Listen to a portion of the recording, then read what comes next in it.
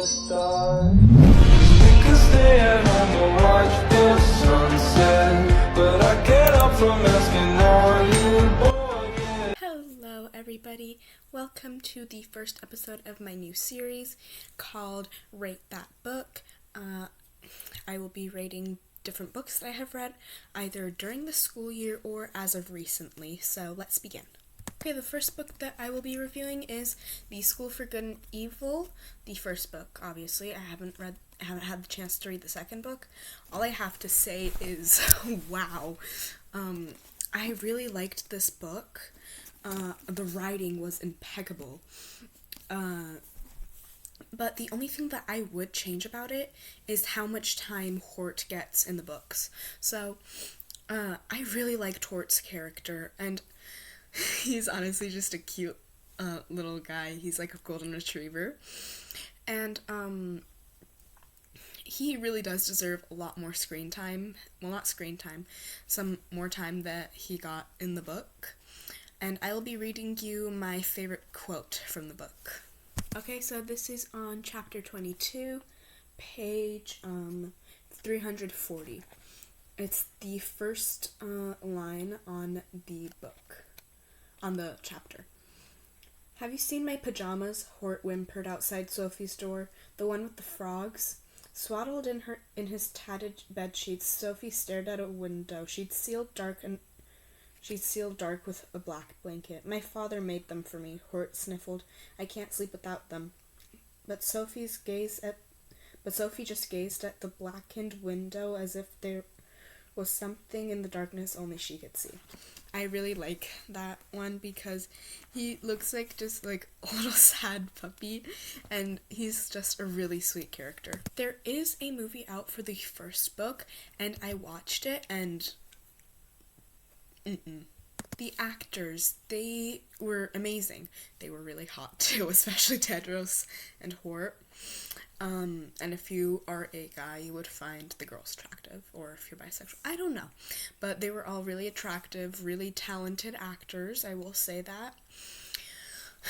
But the movie left out a lot of things from the book. And things that I would have liked to see are where Sophie, where she goes into trial by tale, and then Agatha is a cockroach in her robe, because that was a huge part of the story. We needed to see that. And I would also have loved to see the part where Sophie drowns the beast who cut off her hair. But yeah, the movie was good, but it was just not too accurate to the book, which really annoyed me because I had really high expectations for this. One of my friends who had watched the movie before she read the book, she said that she personally liked the movie better, but personally I liked the book better. Something else that I would have also liked to see in the movie was where Sophie gives out these lessons about, like, how to become a proper villain. Not proper, but, like, how to beautify yourself as a villain. I've also loved to see more of Dot in the book and in the movie. Dot's character was so sweet. I really liked her. At the beginning of the book, these are my thoughts.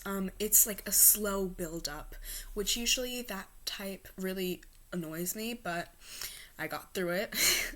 But yeah, here's what annoyed me, the most.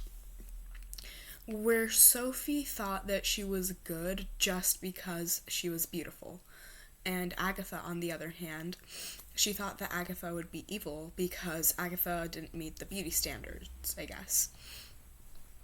Because in the book, it is described that Sophie has like a slim figure, but not too slim, and Agatha is very bony and very pale. Sophie has long blonde hair, blue eyes, and then she doesn't like sweets at all because she believes that they will make you fat. And in the book, Dot is fat because her ability is to turn anything she touches into chocolate, right? And that's what I love about her character. It's so cute. And this just real and just this part that I'm about to talk to really just shows of how like self-centered Sophie can be and like how judging she can be. In the book, in one of the chapters, I'm not quite sure which chapter, Sophie, she said, she was talking to Tedros, and then Tedros said, oh yeah, your friend, Dot, my friend. No, this isn't exactly what they said, but this is what I remember from it. And then she basically called Dot fat, because Dot was like a little chubby in the book. That's what they described her as. And I just think that was like so mean. Dot was such a nice character. I loved it. But now we're going to be talking more about Agatha. So as I said, Agatha had black greasy hair and like really dark brown eyes, which are considered black eyes. And she was very pale, very bony, and she wore clothes that portrayed her as like, I would say like a potato sack, I guess. Sure, you can call it a potato sack. She wore a potato sack, apparently. And unlike Sophie, she was kind to everyone, except she did have a lot of sass. I loved that about her character. And both characters did have a lot of character development.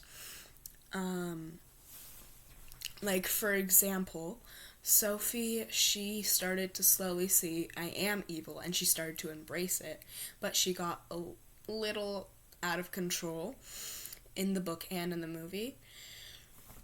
Oh, I'm sorry. In the book and in the movie, she basically embraced it and almost killed the entire school, whereas Agatha, she started to see that beauty is within, but she did have a makeover in the book and in the movie, which made her feel more confident. And that just makes me really sad, because I really liked Agatha's character from the beginning of the book, and I thought that it was perfect, but yeah. Agatha had a lot of development as well when she was, what's it called? When she was in like the 23rd chapter, I believe. I'm not too sure. In the beginning of the book, she hated boys. She did not ever want to have a relationship with one, but towards the end of the book, she and Tedros were together, and I just found that really fun. In the movie,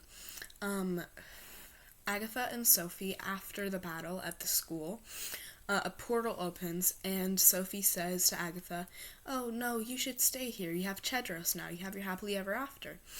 And then Agatha still goes in with her, because she says, no, we're best friends, we're gonna go together. But, however, in the book, at the end of the book, they both disappear after Agatha kisses Sophie. I personally, that scene made me feel really uncomfortable, but in the movie too.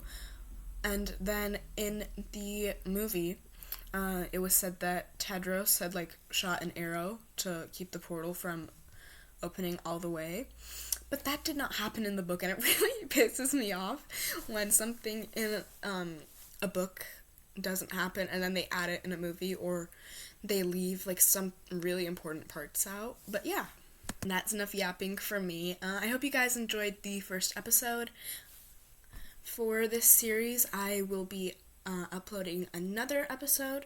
It will be about the book Esperanza's Rising. I do not believe that there's a movie, but I will do some digging and I will let you guys know. Thank you for your visit at Yappersville today. I hope you enjoyed this video. Please do not forget to like, subscribe, and share with your friends. Take care of yourselves and love yourselves. Bye! Hi, a little editor's note. I forgot to add this in the video. I was just so excited I got ahead of myself. But I just wanted to say that I would personally rate the book 5 stars out of 5. And the movie, it wasn't personally my favorite. I would rate it like 3 stars out of 5.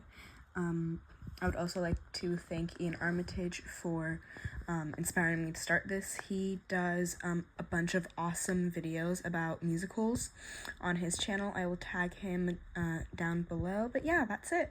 Bye!